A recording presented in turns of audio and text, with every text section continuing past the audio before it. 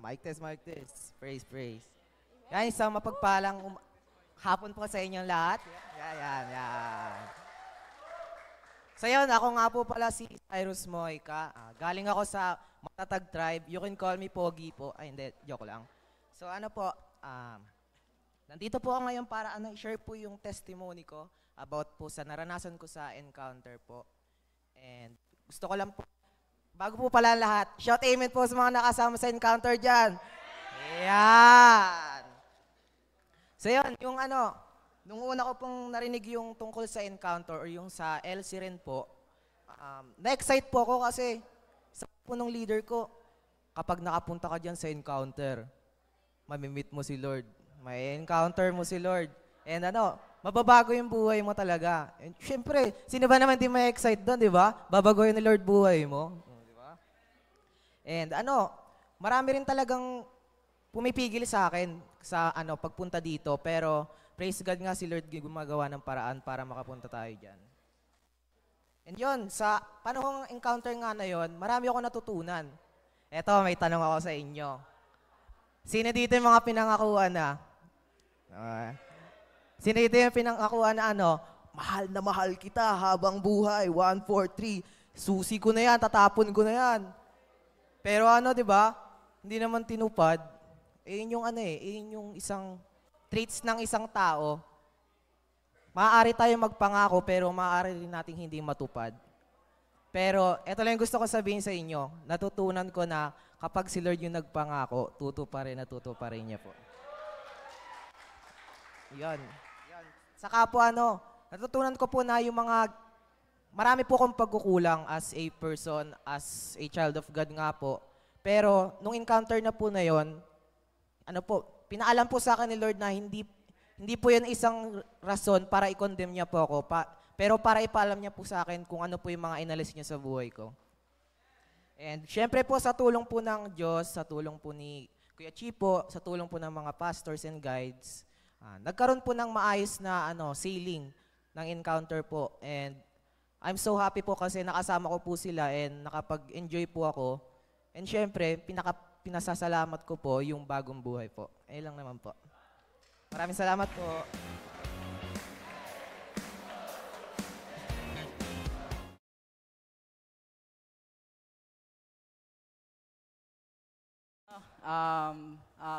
Papasalamat ako sa wait lang. Sa araw na 'to, pabati muna ng na masaya ako nandito kayo ngayon. Magandang hapon sa inyong lahat. Mula nga pala ako sa ako nga pala si James. Yon, mula sa Russell Tribe. And leader ko si Russell, ka-tribe ko si Sir Chipo. Yon. Magandang hapon,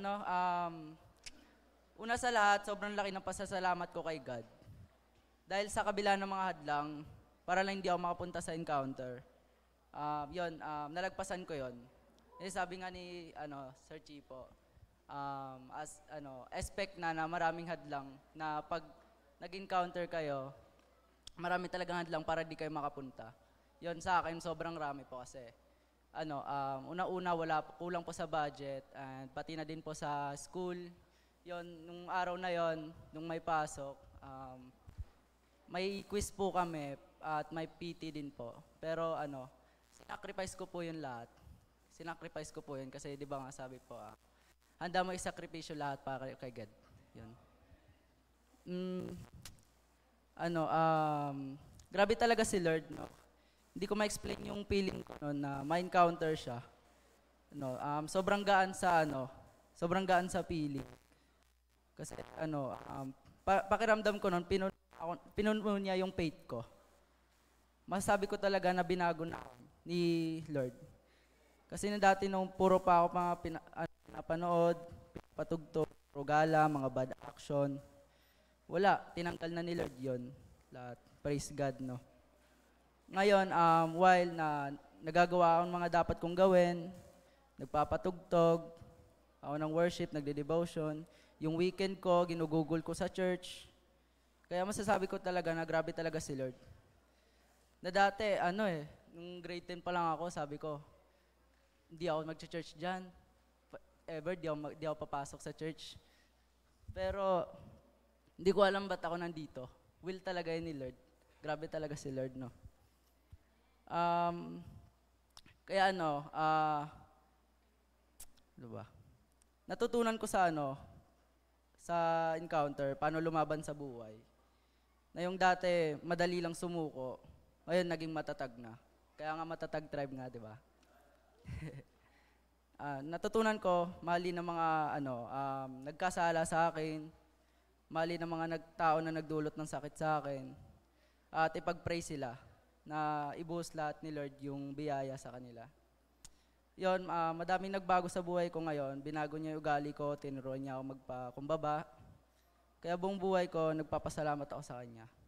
At alam ko, kapag siya yung inuuna niyo, kailanman din niya ako ihuli. Yun lang po.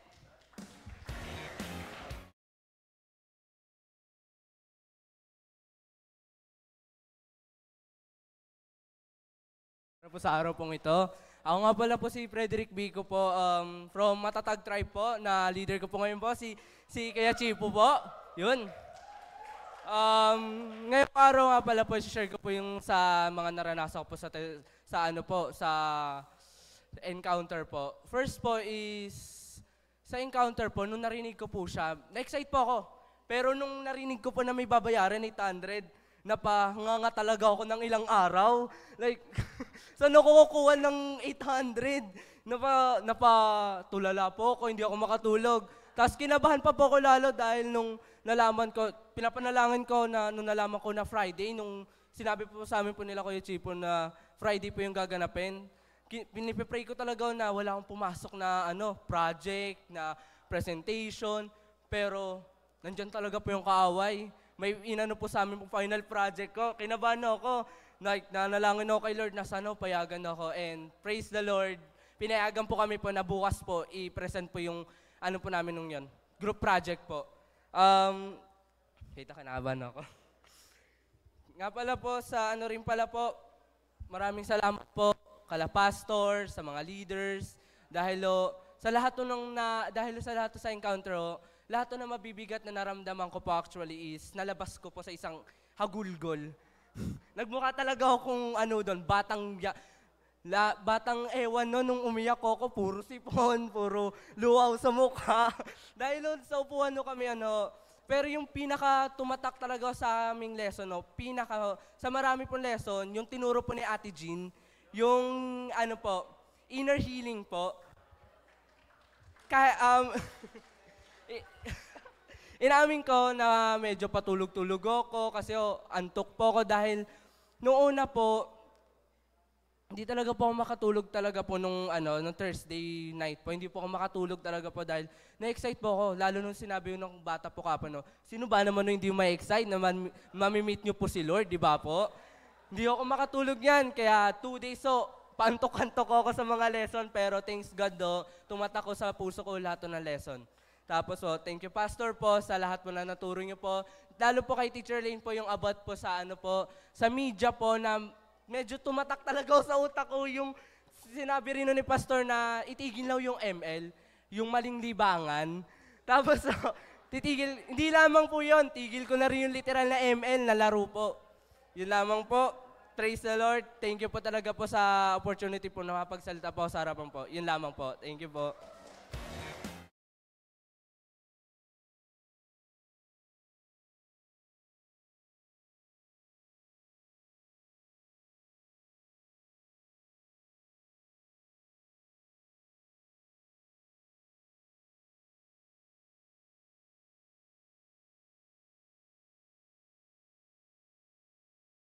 Wow, praise God. Ayan, grabe, no? Okay. Sabi sa tabi mo, power si Lord. Power si Lord. Grabe po, no? Yung life po ng mga kapatid, nagsishare po that even kanina pong umaga, testimony po nila yung buhay na binago ng Panginoon. Some of them po ay nakarating na rin ng nakaraan, but different pa rin po yung ginagawa ng Panginoon sa kanila. Some po along the way, may mga nangyayari, pero naniniwala tayo, pag ang Panginoon ng kumilos sa atin, malaki po yung nangyayari. Amen? So, for how many years, hindi po nila kilala ang Panginoon, hindi po sila naglilingkod sa Panginoon. Pero alam nyo, saglit lang. Wala ngang 48 hours na nandun sila sa presensya ng Panginoon, ang laki na po ng pagbabagong kayang gawin ng Diyos. Amen?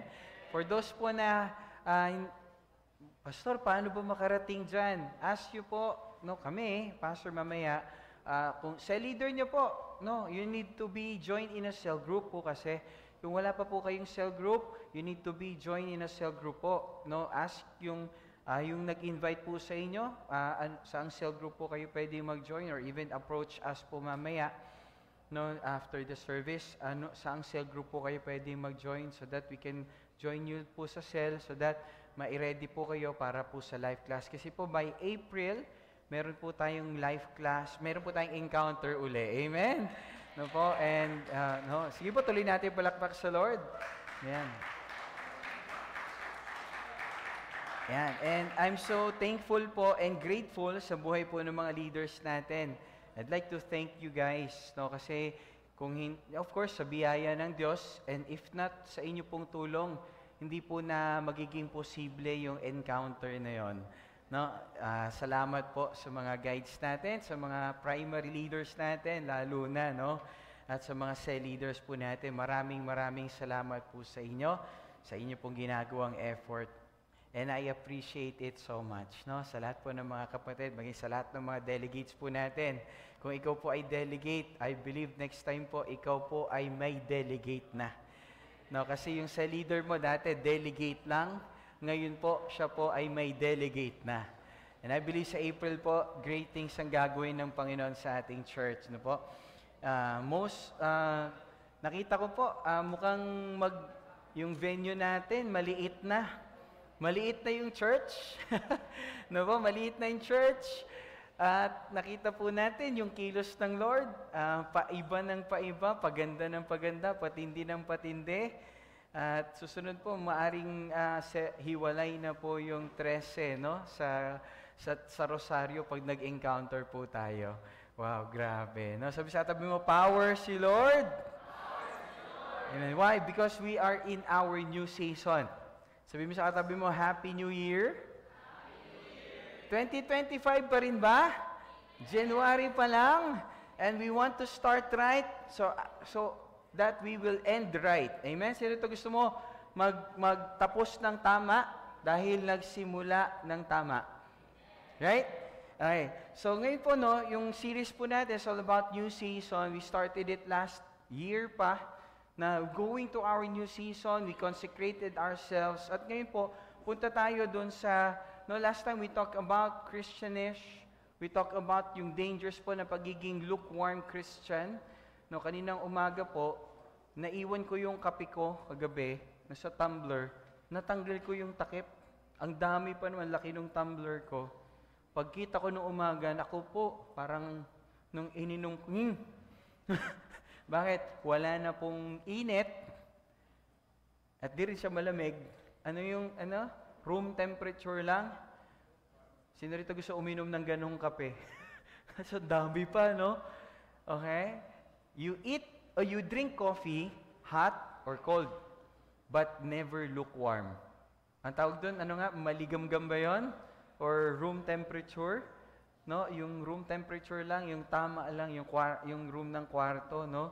Ay, yung temperature ng kwarto, room ng kwarto. Temperature ng kwarto, di ba? So, hindi natin gusto yon. Pag uminom ka ng kapeng ganun, parang iba dating. Either hot or cold. Kung hindi, kaya nilagyan ko po ng yelo, dinala ko po kanina. Right? And I enjoy it kanina pong tanghali. And same thing with the Lord, ang hinahanap niyo pong faith sa atin ay yung mainit. Amen. Tinan mo mabuti yung katabi mo, ang init, di ba? Tama po ba? Mainit na mainit, right? No? Okay. Bakit po? Sinacrifice po nung katabi niyo yung oras niya, yung mga bagay, iniwan, para lang po makarating siya ngayon. Amen. Pwede ba nating palakpakan ng Lord sa buhay ng katabi natin? Appreciate po natin. And yung series po natin is New Season. Binabanggit po, New Season. If you want to experience New Season and enjoy the New Season, kailangan po ng New You. Because New Year requires a New You. Sabi sa tabi mo, New year requires a new you. So, kailangan ng bagong ikaw so that you can harvest something greater. Kung ano yung tinanim, yun ang anihin. Kaya kung ayaw mo ng inaani mo ngayon, baguhin mo yung tinatanim mo. Amen? Yung mga napag-usapan natin ng mga nakaraan. And to start, yung title ng topic natin ngayon is The Danger of Selective Obedience. So last time, yung danger po ng lukewarm faith, ngayon yung danger ng selective obedience. Yung selective, namimili lang. No? Pero before we continue, can we just have po yung declaration natin because we will engage in the Word of God. So, i-declare po natin to. Ready na kayo? If you have your Bible or physical Bible or your Bible app, buksan po natin at i-declare po natin to prayerfully. Sige po, ready? On the count of 3. 1, 2, 3. This is my Bible. This is the Word of God. I am what it says I am. I have what it says I have. I can do what it says I can do. Today, I will be taught by the Word of God. I boldly confess, my mind is alert, my heart is receptive, and I will never be the same again. In Jesus' name, amen. Father, we thank you sa oras po nito. Salamat sa pagkakataong binigay niyo sa amin. Again, to study your word, to engage in your word. And we ask God for your presence. Holy Spirit, grant your people, Lord, yung heart namin magmistulang matabang lupa na pagtatanong ng iyong salita. And Lord, we claim, because you always multiply kung ano man yung tinatanim namin. Kaya po, Lord, sa oras na ito, we claim, di lang po 30, hindi lang 60, but 100-fold and more na blessing yung matanggap po namin. Maging fruitful nga po yung inyong salita sa aming buhay, so that kami man po ay maging pagpapala na yun naman ang design nyo sa bawat isa sa amin, sa mga tao sa aming pong paligid. Dalangin ko po, Ama, knowledge, wisdom, understanding sa inyong mga anak. Makuha po namin yung mga bagay na nais nyo. So that, Lord, yung prayer na tinuro nyo po sa inyong mga alagad, tinuro nyo sa amin, ay mapangyari dito sa lupa yung inyong paghahari gaya ng sa langit. Mangyari dito sa lupa. Mangyari sa buhay ng bawat isa sa amin. Salamat po, Panginoon. Thank you. Salamat po sa inyo po namin, itinataas, binabalik yung lahat ng papuri, parangal, pasasalamat, at kinikilala po ang pagkilos ng Banal na Espiritu sa buhay ng bawat isa, and we apply the blood of Jesus Christ shed on the cross. In Jesus' name we pray, and I guess you po say, Amen and Amen. Si Pastor po, at times, nagmamadali. Sino rito minsan nagmamadali ka?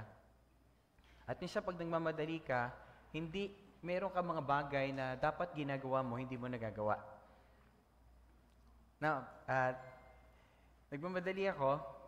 So, pagpunta namin sa mall, nagmamadali ako, magmaneho, papunta ron, meron kami kailangang bayaran. Always naman po nagmamadali. Pagdating doon sa parking lot, merong bakanting parking.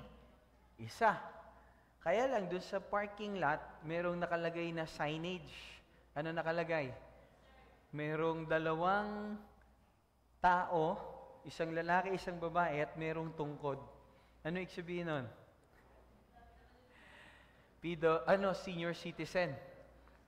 At merong bumubulong sa isip ko. Pwede ka dyan. Senior pastor ka naman. Feeling entitled, no? Sabi ko, pwede. Tapos sabi nung pa-parking na ako, merong nagsalitang anghel sa tabi ko. Pastor. Sama ko si Ann. Pinaalala sa akin, pastor pala ako. That I need to abide by the rules. At nung time na yun, hindi ko naman kasama si Dad, no? Para sabihin ko talaga may kasama akong senior citizen. And I chose not to park there. And I chose to park somewhere else. Pero merong tendency, tayo, na alam natin yung rules, pero hindi natin sinusunod dahil nagmamadali tayo. No? At minsan, kahit na gusto nating sundin, dahil nagmamadali nga po tayo, may mga bagay tayong gusto natin, na o-override natin o nababypass natin yung mga batas. Alam niyo po ako bilang pastor, alam ko yung salita ng Diyos. Alam ko yung dapat kong gawin, no? Pero minsan, kinakatwira na natin na wala namang makakapansin, wala namang gwardya. Yung po sabi ko, wala namang gwardya, wala namang sisita sa atin. Pero merong Diyos na nakakakita. Naalala ko tuloy yung kwento nung yung mag-ama, pumunta sila doon sa isang lupa na hindi kanila dahil nakita nila panahon na ng mangga at yung mga mangga ron, hinog na. So, sabi nila, sayang naman, walang tao naman at yung mangga, though hindi kanila yung puno, pero sabi nila, kunin natin. So, sinama nung tatay yung kanyang anak at umakyat si tatay. No? At anak, dyan ka lang, ikaw yung taga-salo ng mangga. So, umakyat na si tatay at nangunguha. At ang sabi niya doon sa kanyang anak, anak, tignan mo mabuti ha. Tignan mo mabuti anak, dyan baka meron ng paparating. Okay, so anak, tignan mo, bantayan mo mabuti ha. Okay, alam niyo sumagot yung anak. Kasi sabi ng tatay, tignan mo dyan, no? Tignan mo dyan sa baba, tignan mo doon sa paligid. Baka may tao nakakakita sa atin, baka mahuli tayo. Alam niyo po, sabi ng anak, tay, bakit doon lang tayo sa baba tsaka sa gilid, sa paligid titingin? Hindi ba tayo titingin sa taas?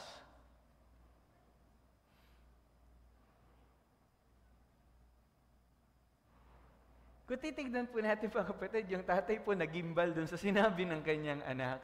Bakit? Oo nga, no? Minsan may mga pagkakataon, hindi natin napapansin na ang tingin natin, wala naman nakakakita ng ginagawa natin, pero meron palang Diyos at meron siyang utos na atin pong nasusuway. Sa series po natin na to, na New Season, yung title natin ngayon po, is Danger of Selective Obedience. Minsan kasi maaaring sabihin natin, last time binanggit natin yung word na Christianish. Pag sinabing Christianish, we claim Jesus Christ. Pero hindi po kita sa kilos at galaw po natin. Actually, yun po yung iniyak ng pastor natin na nagsisimula siya sa ministry. Kasi biruin niyo, sinusundo niya na yung mga tao sa bahay, dinadala niya na yung mabuting balita, susunduin niya sa bahay, dadalhin niya sa church, papakainin niya pa, tapos sa kanya pa uwiin. Tapos, pinagsasaran pa siya ng pinto. Sabi niya, is this Christian nation? Alam niyo po, habang sinasabi niyo, para kang siring sinasampal kasi Pilipino ka, di ba? Bakit? Pero sabi ko, hindi naman kami yon. Pero ganun pa man, nakakalungkot isipin na meron pong, kahit na, merong nangyayari na kahit na tayo po ay isang Christian nation, na parang ang galaw po natin, hindi tayo Kristiyano. Amen? Tingnan mo mabuti yung katabi mo. Hindi siya yon, amen? Kristiyano yan, amen? Tama po ba? No.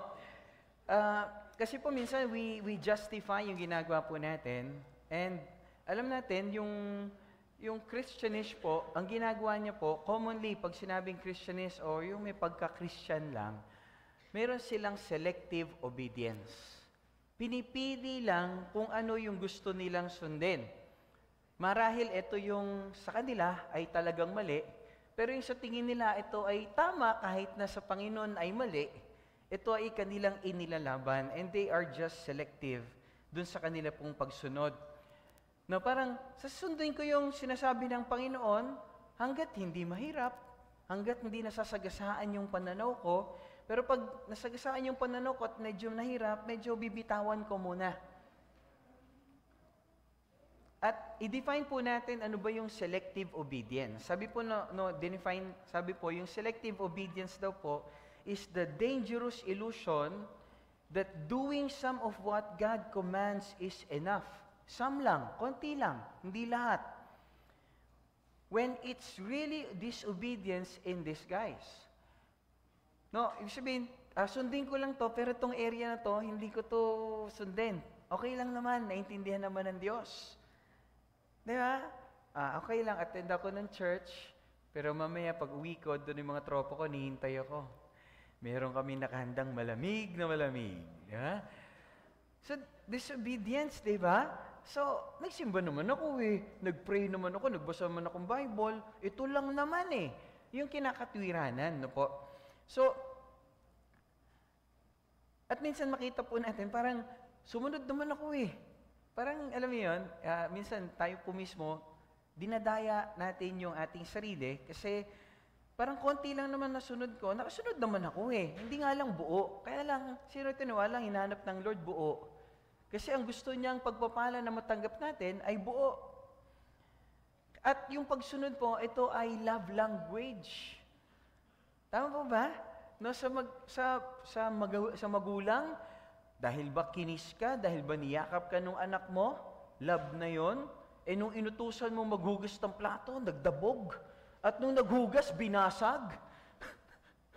Love ba yon? Di ba? Hello po mga magulang, andyan ba kayo? No, love ba yon? No, nag-I love you lang sa'yo, nag-kiss sa'yo, pero hindi naman sinusunod yung utos mo. Right? Taas po rito yung talagang gustong-gusto mong sundin yung mga utos, yung mga commands. Taas yung kamay. Ayan, tingnan niyo po yung iba, hindi nagtaas ng kamay, di ba? Bakit hindi natin gustong sundin yung utos? Tama? Tama ba? Kasi ano nakalagay? Bawal umihi dito. Nako! Kaya kami nakalagay na karatula kasi doon umihi. Bawal magkalat. Ano nag-evolve na? Bawal magtapo ng basura. Nag-evolve pa. Ano? Bawal magtapo ng basura dito. Nilagyan pa ng 4 na letra doon sa baba. Eto ka ba? Are you listening, mga kapatid? No, bawal tumawid. Di ba? Ganun lang. Di ba? No jaywalking. Di ba? Susunod, ano nangyari? Tinagalog na Bawal tumawid. Nakamamatay. Di ba? Nag-evolve pa. Bawal tumawid. May namatay na dito. Kailangan talagang takutin.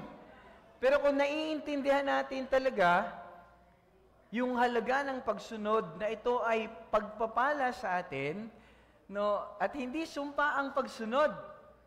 Tama, sino rito yung masunurin ka sa magulang mo, nakita mo yung blessing. Iba yung dumarating sa iyo kaysa sa hindi sumusunod na kapatid.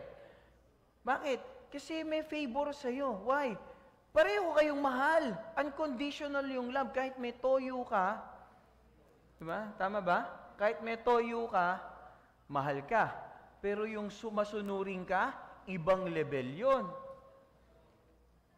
Tama po ba mga kapatid? Sino rito gusto mo yung blessing ng Lord?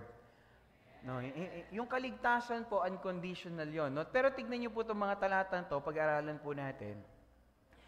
Sabi po rito, no, yung Deuteronomy 5:33, tignan niyo po yung mga common dito, ha? Tignan niyo yung mga common. Sabi, walk in obedience to all that the Lord your God has commanded you. Pag sinabing all, ilan? Sabi, so that you may live and prosper. Mabuhay, of course, mahabang buhay, at sumagana. Pero sinabi, may premise, walk in obedience to all. Yun yung premise, pero merong promise. So that you may live and prosper. So merong premise, so that you can claim the promise. Huwag mong claim yung promise kung hindi mo magawa yung premise. Okay? Tingnan niyo po, ano yung common, ha? Ito, buo, all. Tingnan po itong Exodus 19:5. Sabi, now if you obey me fully, buo. Siyempre, pag full, hindi half, di ba? Full pay, buo. Right? And keep my covenant. Pag full pay, may discount. Tama? Pero pag partial, wala. Minsan, may dagdag pa. Sabi, then you will be my treasured possession. Merong premise, pero merong promise. May promise, para makuha mo, merong premise na dapat natin gawin. Next, tingnan niyo po. Next. Job 36:11, if they listen and obey, if, makinig at sumunod, sinunod ng Diyos, they will be blessed. Merong promise na pagpapala, pero merong premise na pagsunod. Hindi lang pakikinig, kundi pagsunod. Ano yung common doon sa tatlo?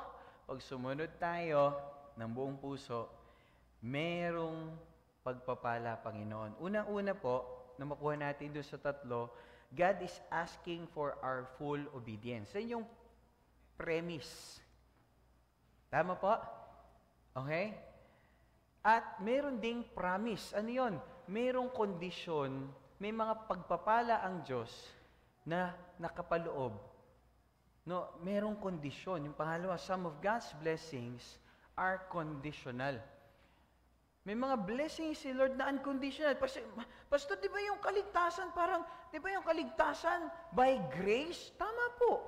Tama po yung theology mo. Kung ang alam mo, ang kaligtasan ay nakabase sa biyaya ng Diyos, hindi sa ating mga gawa. Ito yung nakabase sa ginawa ni Jesucristo dun sa krus. Amen. Pero ganun pa man, bayad na ang kaligtasan ng buong mundo. Bayad na ba? Pero merong tanong, lahat ba maliligtas gayong bayad na ang kaligtasan? Hindi, kasi meron ding premise. Meron ng kaligtasan doon sa tumanggap sa Kanya bilang Panginoon at tagapagligtas at hari ng kanilang buhay. Amen? So merong promise, pero maring premise, even salvation, but it's a finished work of Jesus Christ. It is a gift. It is grace of God. Biyaya ng Panginoon yung kaligtasan, pero base pa rin sa ating pananampalataya sa Panginoong Jesucristo doon sa Kanyang ginawa sa krus. Pero it's another thing about the blessing. Meron pong blessing yung obedience, merong blessing yung faithfulness. Parang ganito po, pag magulang nga, sabi ko kanina, pag anak ka, di ba, kung may anak po kayo, o kung ikaw ay anak, yung nanay mo, kahit na may pakiminsan, no, mahal ka pa rin. Ako po, yung mga anak ko, kahit minsan, di po sila perfect eh. Minsan po, iba rin yung galaw po nila, pero mahal ko po sila, pare-pareho. Pero pag, di ba, yung, pag ginawa mo to, tinapos mo na assignment mo, o pwede ka nang mag-gadget. Pero pag hindi mo yan ginamit ng tama, kukunin ko yan. Mawawala. Bakit? Conditional yon. Okay, pag ginawa, sige, gawin mo to, bigyan kita nito. Right? O, payagan kita. Sige, labas ka na. O, pwede kang sumama sa mga kaibigan mo. Bakit? Kasi merong conditional blessing. Pero meron ding unconditional love ang Panginoon. Ganon din po sa atin. May unconditional love ang Lord sa atin that saves us, pero meron ding conditional na blessing, depende kung paano tayo sumusunod. Kung ginawa mo yung homework mo, masaya ang nanay. Pag uwi niya, may pasalubong ka. Pero pag hindi mo ginawa yung assignment mo, naku po, may sermon ka. Tama po ba? No, meron kang sermonizing mangyari sa'yo. Tama. And you know what? Sa mga theologians po, may tinatawag silang covenant theology. Ano po yung covenant theology? Titignan niyo po ang Panginoon kasi every time He makes a covenant, merong covenant. Pag ginawa mo to, eto bigay ko sa'yo. Sa creation po, meron siyang covenant kay Adan, tsaka kay Eva. Yung blessing niya, be fruitful, multiply, take of me. Yun lang yun. So yun lang yung gagawin po nila. But they lived na wrongly, nagkaroon sila ng kakasala, nagkaroon ng problema. Pero yung covenant ng Lord hanggang ngayon po nangyayari. Dumami po yung tao. Be fruitful, multiply, conquer, and lead. Ano po ang ibig sabihin? Ang Panginoon nilagay na talaga sa tao, yan hanggang ngayon, finufulfill ng Diyos. Amen? No, dahil nag-covenant ang Lord. At sabi si Abraham, ganun din, nag-covenant ang Lord kay Abraham, gagawin kitang sindami ng tala at sa langit at bituin sa langit at buhangin sa dagat. Ginawa ba ng Diyos? As Abraham followed and obeyed. Si Moses din, ganon. Even si David, na-recognize siyang, Jesus, anak ni David, ancestor ni Jesus Christ. Why? Bakit? Kasi po mayroong covenant. He fulfilled that covenant. And yung mga priestly covenant, ganun din. At yung new covenant na itinatag ni Jesus Christ. And we are under new covenant. At ano po yung new covenant? Okay, tingnan niyo po yung new covenant. Ano ibig sabihin ng new covenant? Unconditional promise. Anong meron? Si Jesus namatay, muling nabuhay, inoffer niya yung kapatawaran sa lahat ng kasalanan, binigyan tayo ng buhay na walang hanggan para sa lahat ng maniniwala. That's unconditional. Hindi dahil sa ginawa natin, kasi siya na yung gumawa nun. All that we have to do is to believe. That's unconditional love. Tama? Walang, alam mo yun, hindi dahil sa ginawa natin. At pangalawa, mayroong conditional blessing. Ano yung conditional blessing? Habang yung kaligtasan, regalo, hindi tayo karapat-dapat, there are certain blessings na dumadaloy lang pag tayo ay sumunod sa Diyos. Amen? No, yung kumbaga lahat tayo ligtas. Pero bakit, sabihin mo, bakit siya binibless na? Bakit ako hindi? Check mo rin. Nakakasunod ka ba talaga? Isa pa, baka iba naman yung timing sa'yo, iba yung timing sa kanya. Nakanya ko. So yun, maybe hindi naman sabihin nag-no ang Lord, no na yun forever. Maaring sinabi lang ng Lord, hindi no yan, wait lang. No, yes, no, and wait. Ganun lang naman Lord yes, no, or wait. So kaya lang tingnan natin, mayroong conditional blessing na pag sinunod mo, mayroong darating sa'yo. Nagliligtas ang Panginoon, biyaya po yan, that's grace, unconditional love, pero nagpapala ang Diyos base sa ating pagsunod. Kaya po pwede nating sabihin, si God po, He doesn't want our partial obedience. And I'd like to quote this. Si God po wants our full surrender. Kaya po gusto ni Lord yung complete and full surrender po natin. It's because He wants to bless us. Mahal niya tayo. Yun lang intention. God is good all the time. God is love. Ibig sabihin, pag nag-utos ang Diyos, hindi niya tayo pinagdadamutan. Kaya niya tayo inutusan kasi mahal niya tayo. Gusto niya tayong pagpalain. Amen. Merong premise at merong promise. For us to claim the promise, we need to do the premise. If we fully obey and carefully follow. At kung titignan natin, makita natin, merong yung selected obedience o partial obedience. Hindi ganap, hindi buo. No, ito po ay nagpapakita na hindi mahal kung sino man yung nag-utos. Tama po ba mga kapatid? Di ba? Para bang inutusan ka, anak, isaing mo yung 5 kilong bigas. Isaing mo, yung 5 kilong bigas lang. 10 kilo yan, isaing mo lang yung kalahati. Ang ginawa mo, isinaing mo yung 10 kilo. Ang laki naman ng kaldero nyo, di ba? 10 kilo.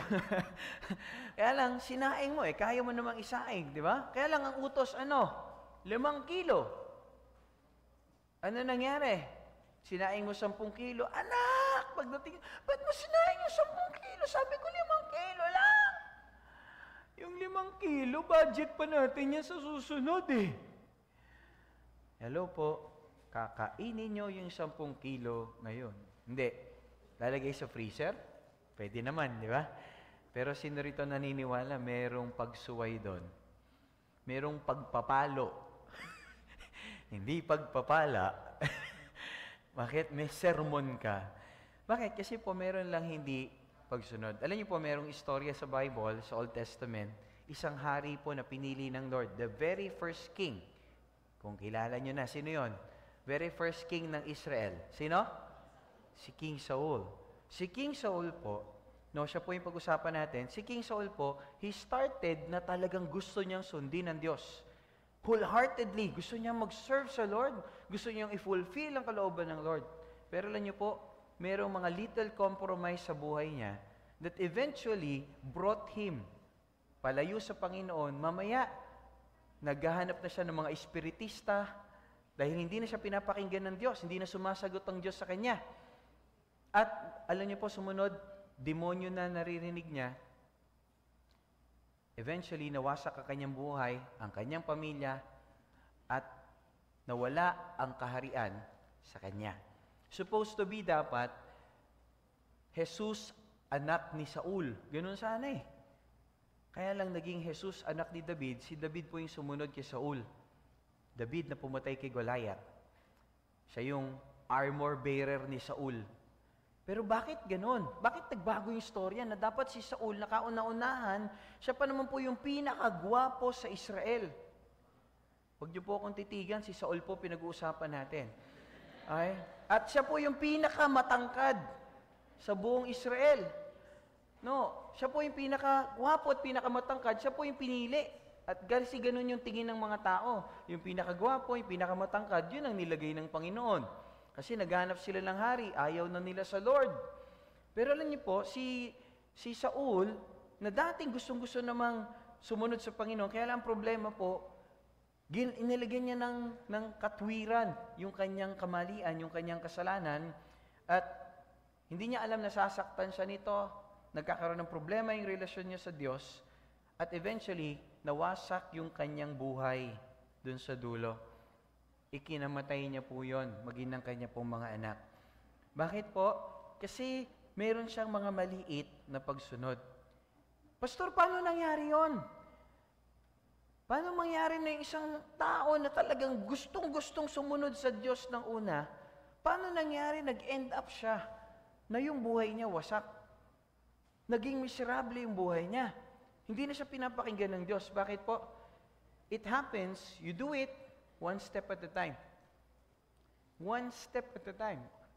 Farther from God. A little compromise. A little disobedience. A little there, a little here. Ano nangyari? Palayo ng palayo. Palayo ng palayo. Kaya po, si Saul po makita natin paano siya nagkaroon ng selective obedience. No, tingnan niyo po itong storyang to. May inutos ang Panginoon na patayin, wasakin lahat ng Israelita. Kasi po galit ang Diyos sa Amalekita. So gagamitin si Saul ngayon para maging instrumento ng Diyos para magdala ng trouble sa Amalekites, para lipulin silang lahat.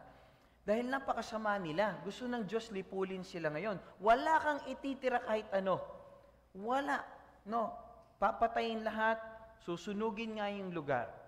Kaya lang, 200,000 yung tropa na kanyang isinama para lusubin yung yung Amalekita, at sumunod siya sa Diyos. Kaya lang mayroong problema. Sumunod siya hanggang hindi na siya sumusunod. Paano po nangyari? Tingnan niyo po ito, basahin natin. Paano niya po ni-rationalize yung kanyang pagsuway? Sabi po rito, sa verse 7 to 9, Then Saul attacked the Amalekites. He took Agag. Akala ko ba papatayin lahat? Kinuha yung hari ng Amalekita, buhay, and all his people he totally destroyed with the sword. Pinatay naman lahat ng tao, si Agag lang tinitira. And verse 9, But Saul and the army spared Agag and the best of the... hindi lang si Agag. Pati yung mga tupa, pati yung mga baka na matataba, pati, and lambs, everything that was good. Ano po, nangyari? Sinunod niya po yung assignment na pinapagawa ni Lord. Tama po, sinunod niya. Kaya lang po, ang problema, kung may mapapansin tayo, meron ng kasama, merong yung hari, tapos mga tupa, pati mga baka. Alam niyo po, parang ganito kasi nangyari. Sinunod niya, di ba? Pinatay naman nila lahat. Nakakapagod din yon. Merong dumarating na tinig. Sabi, pagod ka na? Sinunod mo na naman ang Panginoon eh. Yung hari, pwede mong itago, trophy mo yan. Tapos yung mga tupa, sayang naman. Dapat good steward ka. Ang tataba pa naman, pwede mong ihandog sa Diyos. Sayang kung papatayin nyo lang at susunugin. Kaya lang, ano ang utos? Patayin lahat. Walang ititira. Walang kukunin. Amen. Say amen. Kaya lang minsan, nire-rationalize natin, oo nga nun, pagod na ako sa ministry, may nagsibulong sa'yo, pahinga ka naman. At pwede ka naman sigurong syumat kahit konti. Sa dami ng linggong pinunta mo sa church, sa loob ng isang taon, baka naman ngayon, December na, lalo naman December, di ba, no? Pwede ka naman siguro umabsent-absent. Di ba? Pwede naman siguro konti. Bawasan mo naman yung paglilingkod mo. Di ba? Hello po. No, dati no, sipag-sipag mo naman eh. Baka naman ngayon pwede ka nang malate. Total, may worship pa naman. Hindi pa naman nagpipreach si pastor. Kaya alam natin, yung worship, inaararo yung puso natin. Maging ready tayo sa word. Kanina po, alam nyo, yung awit kanina, narinig ko na naman yung salamat, pati yung langit. Umiiyak po ako dun sa likod, kinakausap ko si Ann. Bakit? Nararamdaman ko yung kanta. Joyful yung kanta, umiiyak ako sa likod. Bakit? Salamat, salamat, O Jesus, sa pag-ibig mo. Walang ibang nagmahal sa akin ng katulad mo. And I see myself na hindi ako karapat-dapat sa Diyos of His saving grace. Naiyak po ako. Bakit? Totoo po, walang nagmahal sa akin na tulad ng Diyos. Yung tao po, nagsasawa sa akin eh. Sasawa sa atin. Pero ang Diyos, hindi. At na-remind po ko yung langit. Langit ang aking nadarama. Those were the first songs na na-encounter ko po nung ako po ay bagong in-invite ni Ann sa church nila.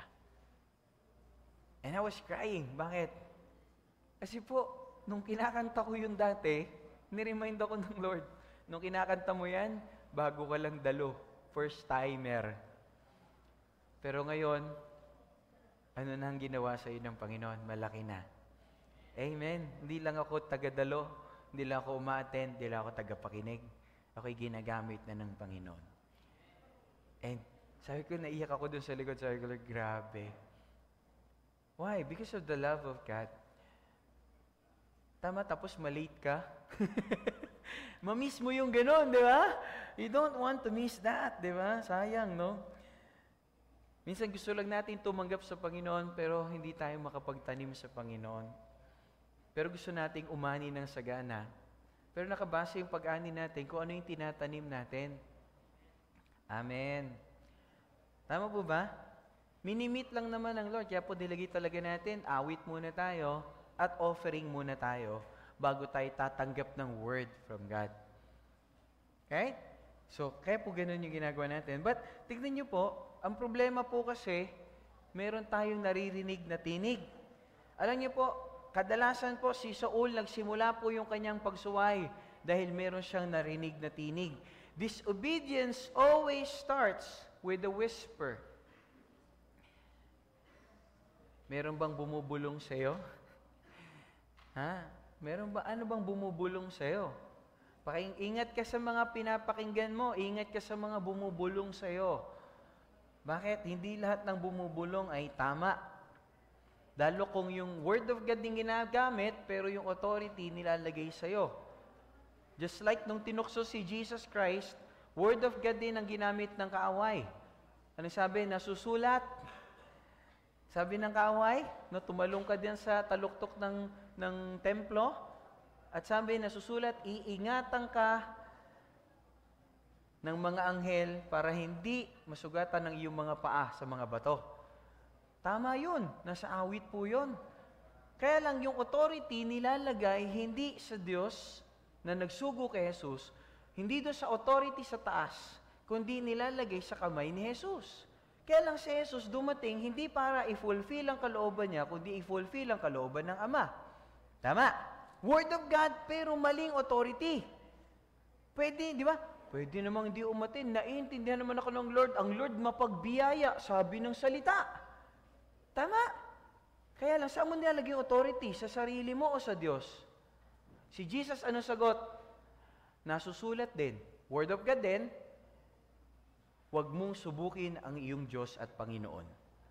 Binalik niya sa Ama. Kaya ibig sabihin, kahit na Word of God gamitin natin, basta check natin yung authority. Nasa authority ba tayo ng Diyos? Are we under also the authority na nilagay ng Diyos na mamunot, mamahala sa atin? Nag-submit ba tayo dun sa authority ng Lord? Tama po ba? Kasi ang problema po, pagka tayo po'y sumusuway, hindi lang po siya one-time event kasi po palagi na lang siyang may naririnig. Parang, you deserve naman, pwede ka naman, senior pastor ka naman, baka pwede ka na rin mag-park dyan sa senior citizen. Naloko po si Ann palagi, no? Pag nakita ko, yun na lang kasi bakante yung senior citizen. Sabi ko sa kanya, pwede naman ako dyan, senior pastor ako eh. Sabi niya, hindi, doon tayo, okay, doon tayo mag-park. Ayun na sineng, no po. Kasi alam niyo po kapatid, bakit nagkaroon ng problema yung buhay ni Saul? Kasi yung inalaw natin ngayon, mga panapanahon, yung disobedience natin, what you allow in the moment, often owns you in the future. Inalaw mo siya ngayon, natukso ko ngayon, pumatol ka ngayon, mamaya magulat ka. Uy, parang sa susunod, nakatali na. Ang hirap ng kumawala. Maaring tingin natin, ano lang yan, parang, ay, pakunti-kunti lang. Di ba? Pakunti-kunti. Maalala niyo yung kwento ng ibon? Alam niyo yung kwento ng ibon? Yung ibon? Yung ibon na gustong kainin ng pusa, kaya lang yung pusa, merong bowl ng uod. Alam niyo yung kwento na yun?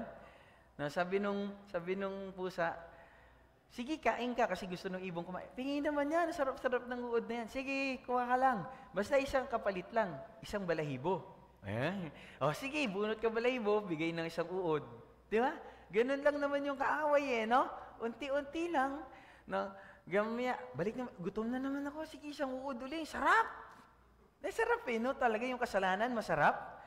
Meron ba kasalanan hindi masarap? Hindi yung kasalanan, kasi hindi ka naman nag-enjoy dun Hindi ka natutokso doon. Kaya yung tukso, tatakbo talaga tayo palayo. Sabi ng scripture, flee. Tatakbo bakit? Yung tukso po, nakadesign para magpabagsak. Kaya hindi tayo makikipaglaro sa tukso. Tama po? Huwag natin sasabihin, paano pastor kung yung tukso na yung lumalapit sa manok, yung palay na yung lumalapit sa manok? May tanong ako. Ang ganda ng tanong mo, pero may tanong din ako bago ko sagutin. Manok ka ba? Sino tiniwala yung katabi mo, magaling pa sa manok? Sino tiniwala yung katabi mo, naniwala ka, matalino pa sa manok yan? Kaya lang minsan, nilalagay natin yung kaisipan natin at yung level natin sa manok. Amen. Say amen. No. Pero wala rito niyan. Wala. Kaya pala wala nag-amen. Walang ganun dito. Amen? Walang ganun sa GUCCL. No. Pero alam niyo po, yung problema ng ibon, balik-balik siya. Isang balahibo, kada kuha ng mamaya, hindi na siya makalipad, kinain na siya ng pusa. Mukhang, kung nakakalipad pa ako kaya pa mamaya, hindi na siya makalipad.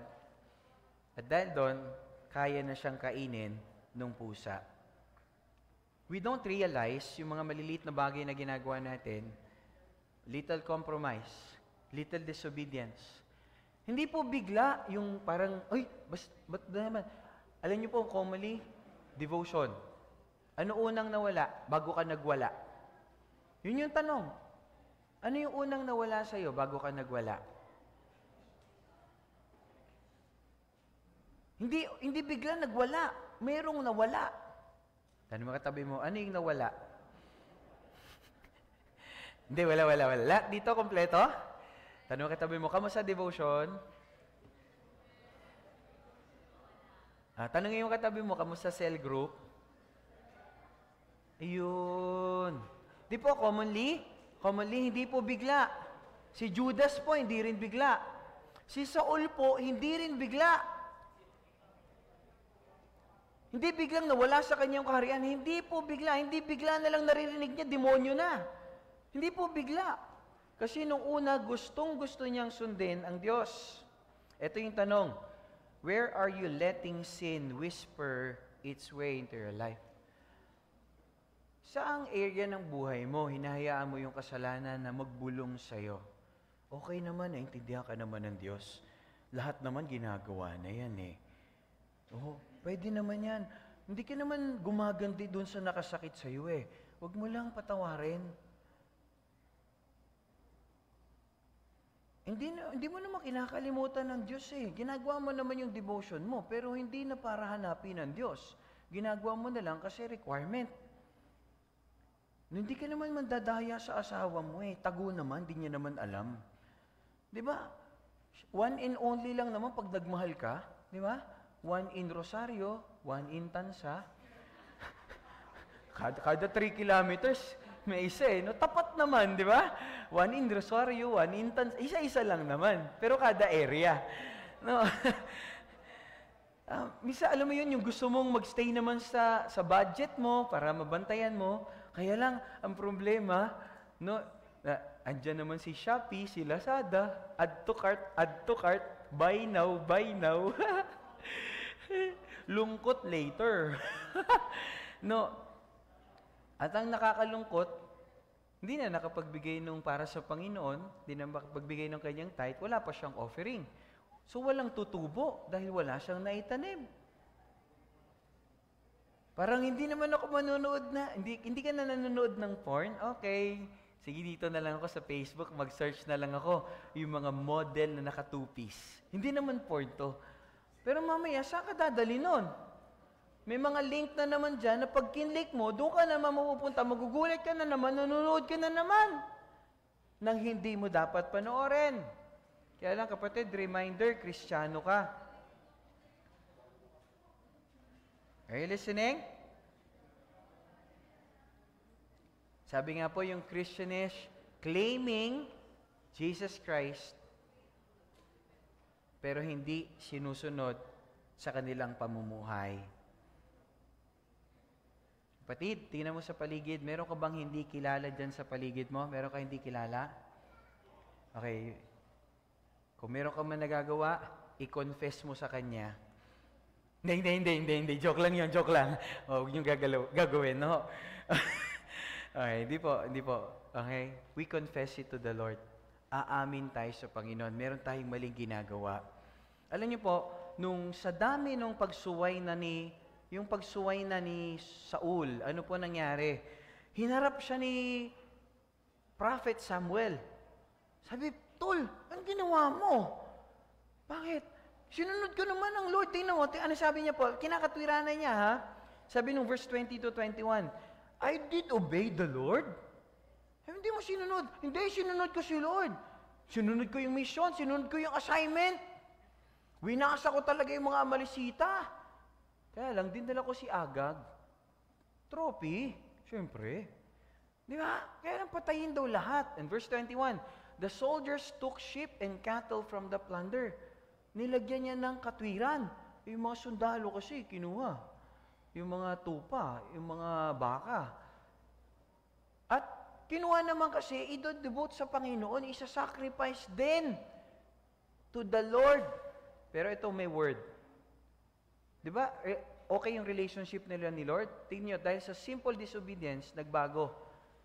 Sacrifice them to the Lord, your God.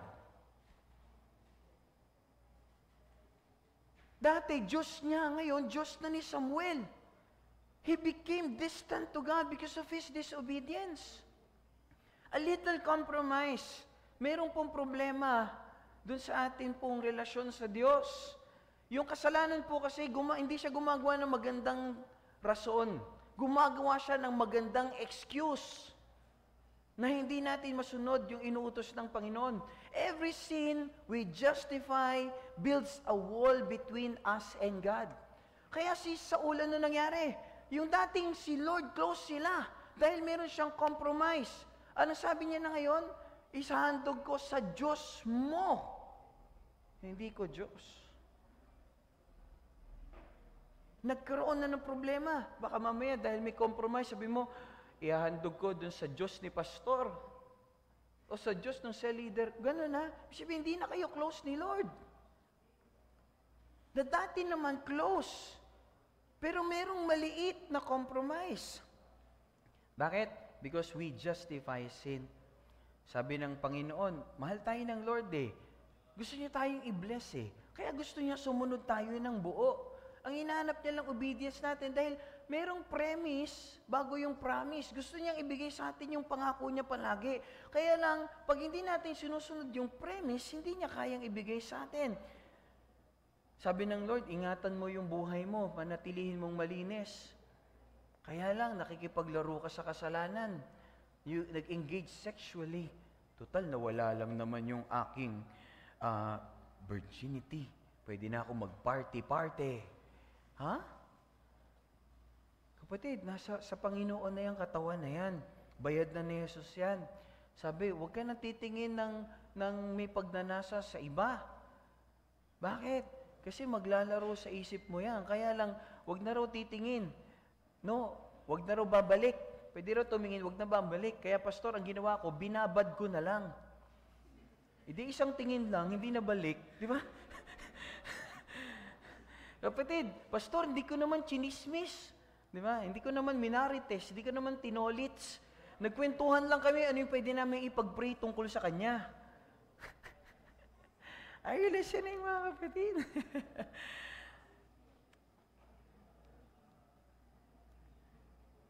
Kapatid, yung tukso po, ito yung nakadesenyo para pabagsakin tayo.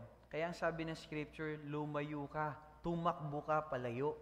Hindi tayo makikipaglaro sa tukso dahil ang design niyan para pabagsakin tayo. Walang di ba? Wala namang hook lang. Palaging may pain. Tama. Hindi naman kakagatin kung hook lang. Pero kung merong pain at yung pain masarap. What I've learned when nag-fishing si Pastor, kahit artificial lure, pinag-aaralan talaga ng mga nag-aaral, mga gumagawa ng manufacturer, ano yung makakahuli ng isda. Kasi kung hindi lang di makakahuli, hindi mabebenta. Tama? So, biruin yung artificial lure, plastic lang yung ginagamit ko pag nag-fishing ako. Plastic na mukhang isda. Nilalaro ko lang yun, no?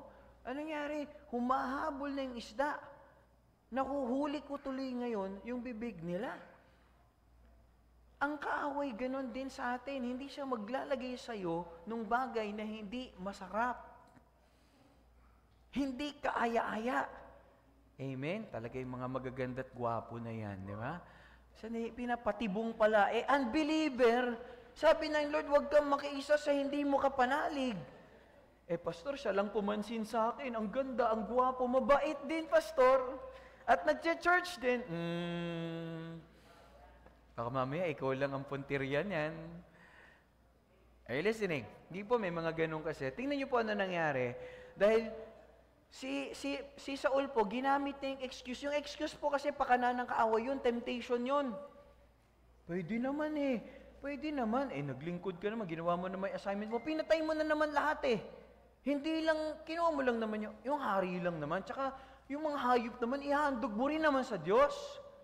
Para bang, okay lang naman magnakaw, i-offer mo naman yun sa church. Ha? Naintindihan niyo po mga kapatid? Ganon yun. Kasi sumuway muna siya bago niya ihahandog. Sabi po ng verse 22, but Samuel replied, does the Lord delight in burnt offerings and sacrifices as much as in obeying the Lord? Ano raw mahalaga? Obedience. To obey is better than sacrifice. Yan, nagsasacrifice ka nga. Ginawa mo nga yung mission. Ginawa mo nga yung assignment mo.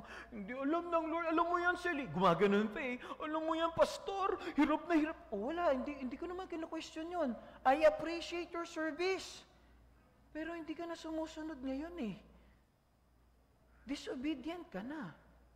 Partial lang yung pagsunod mo. Nililimit mo ang Panginoon. Are you listening? Ikaw ang magkakaproblema, hindi ako.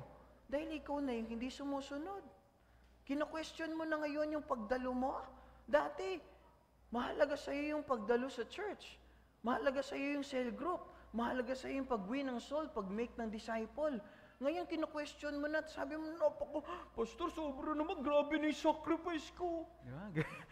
Hindi ko naman kino-question yun Pero sabi ng scripture, to obey is better than sacrifice.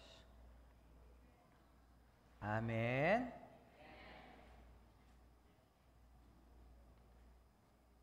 Bakit niya gusto tayong sumunod? Kasi gusto niya tayong pagpalain. Bakit? Mahal niya tayo. Kaya niya tayo inutusan. Hindi po yan, yung utos ng Lord, para pong bakod yan dun sa mga bangin. Nakita na kayo ng bakod sa bangin sa kalsada? Punta na kayo ng Tagaytay, di ba? Doon sa mga bangin. Bakit po may mga simentong harang yon? Dahil pinagdadamutan ka ng Diyos, ayaw kang pumunta doon sa bangin? Ha? Bakit? Bakit mayroong bakod? Kasi ayaw niya tayong mahulog sa bangin. Dahil mahal ka ng Diyos. Amen. Yun lang po yung dahilan. But the problem is, every act of obedience is a demonstration of our love to one who loved us first. But the problem is, we see yung pinapagawa ng Panginoon na para bang pinagdadamutan tayo ng Diyos. Andiyan pa ba kayo? 1 John chapter 5 verse 3 to 4. Kaya po tayo sumusunod kasi minahal tayo ng Diyos. At siya yung unang nagmahal. At kaya niya tayo inutusan dahil mahal niya tayo at gusto niya tayong pagpalain. At hinahanap niya lang yung buong puso nating pagsunod. At sabi rito, this is love for God. Taas yung kamay, nagmamahal sa Diyos. Amen. No, I pray yung lahat na nagtaas ng kamay, susunod sa Diyos. Yung hindi nagtaas ng kamay, okay lang di ka magtaas ng kamay, basta susunod ka sa Diyos. Sabi po, this is love for God, to keep His commands, and His commands are not burdensome. Kapatid, yung nagmamahal pala sa Lord, yung pagsunod mo, hindi ka bigatan. Lumalaya ka pala, gumagaang yung damdamin. Walang burden sa'yo. Nawawala yung bigat dahil sumusunod ka. At yung, sabi, for everyone born of God overcomes the world. Nagiging overcomer ka pa. You go to your next level. You go to your next level. You go to your next level.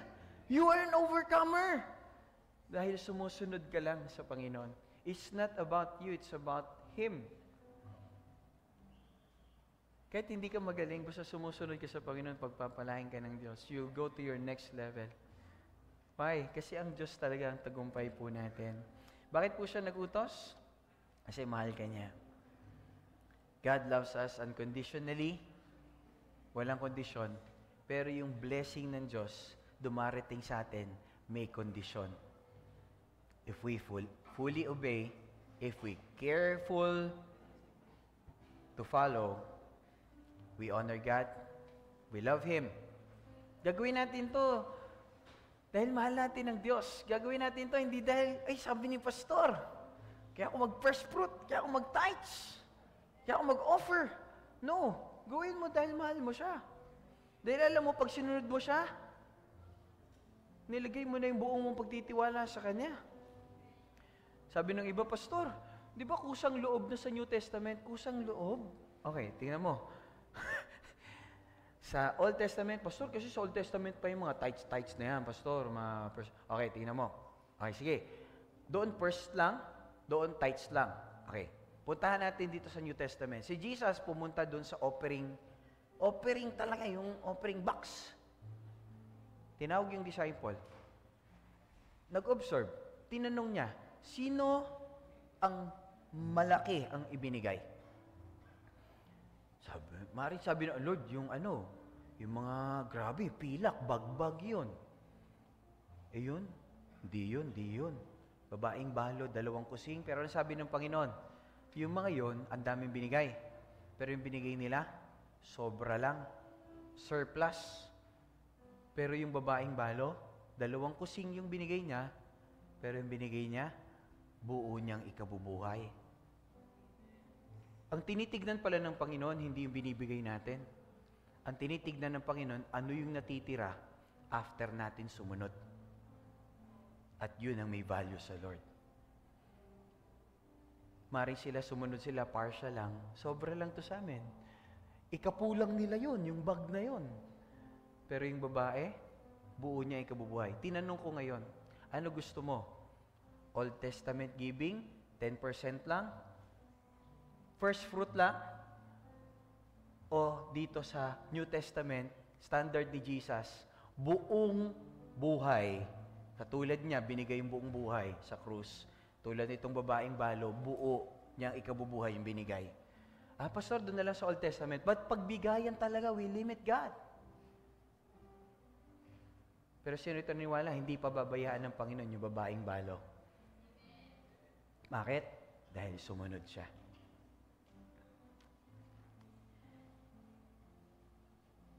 Nandiyan pa ba kayo? I believe, alam niyo po prayer ni Pastor, why am I so bold in teaching this? Kasi gusto ko po lahat tayo, 2025, wala nang may utang sa GUCCL. Lahat dito po, pinagpapala, overflowing. Hindi lang open heavens, hindi lang walang sumpa, kundi may overflow so that we can be a blessing to others. Yun ang desire ni Pastor. Bakit? Gusto ko alisin natin yung pagtitiwala natin sa pera, sa galing, sa husay, sa boss mo. Hindi. Ang boss natin, si Lord. Sa Kanya natin lalagay yung pagtitiwala natin. Because kami, pamilya namin, nakita namin how God bless us. Why? Because yung pagtitiwala namin nasa Diyos. Hindi namin nilagay dun sa property namin kasi yung property namin pwede namin i-donate sa Lord. Yung meron kami, kahit baong kami sa utang, kung ano man yung dumarating, papatayo ng church. At nakita po namin, pag nagbigay ka pala, pampagawa ng simbahan, bibigyan ka ng Lord ng building. Amen? Pag nag-donate ka ng bahagi ng lupa mo, bibigyan ka ng Diyos ng lupain. That's why we put our trust to the Lord. Amen? Sabi sa katabi mo, let's trust the Lord. Sabi sa katabi mo, buong puso. Buong puso. Tayo magtungo ng ulo, tayo magpikit ng mata. Habang nakatungo yung ulo, nakapikit yung mata. Kapatid, ito yung tanong. Ano yung bumubulong sa'yo na mag-compromise ka? Na i-justify mo yung kasalanan mo? Anong area ng buhay mo yan? Anong kasalanan yung bumubulong sa'yo? Na may utos yung Panginoon. May utos ang Lord sa'yo. Pero minsan, sabi niya, okay lang naman. Wag naman 100%. Pwede namang ito lang. Ano yung bumubulong sa'yo? Kung ikaw yung tao na nandito ka ngayon, mayroong area ng buhay mo na nakita mo, there's an area of your life na hindi pa completely, totally nakasuko sa Panginoon. Kung ikaw yung taong to, habang nakatungo yung ulo ng lahat, nakapikit yung mata, kung ikaw yung taong to, and you see that you need God, at aamin ka ngayon, kasi para malayo tayo sa Lord, merong konting pagsuway.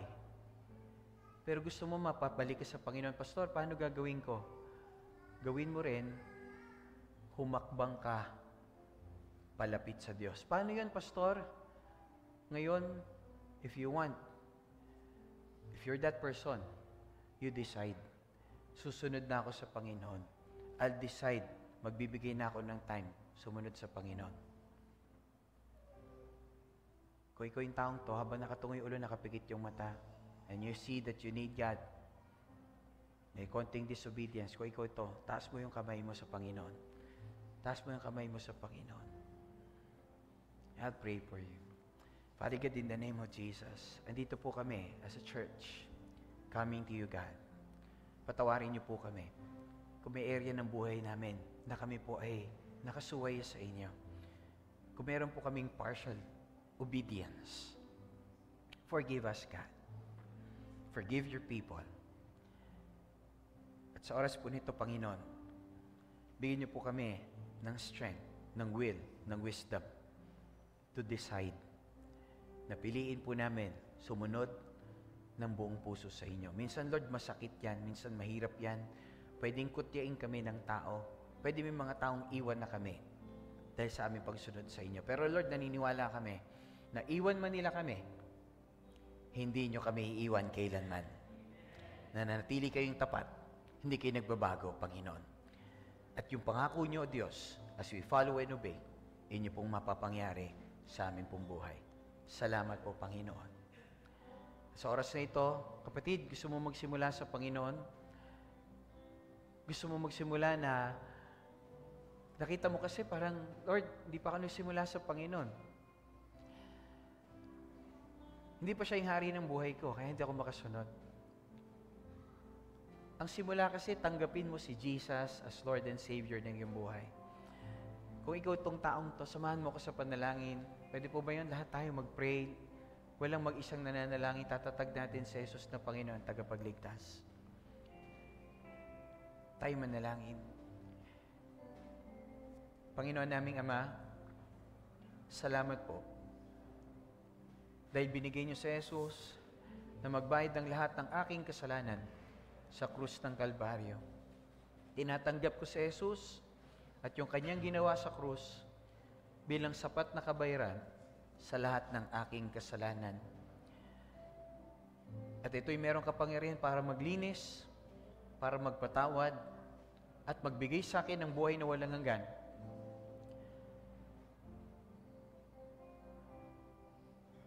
At dahilan para yung aking pangalan ay masulat sa aklat ng buhay. At meron ding kasamang kakayanan at lakas para masunod ko ang lahat ng inyong inuutos sa akin, buong puso. Salamat po, Panginoon. Gabayan nga po at ingatan ng Banal na Espiritu sa pangalan ni Jesus. And magasi po say, Amen. Palakpakan natin ang Panginoon. Amen. Come on, let's worship our Lord.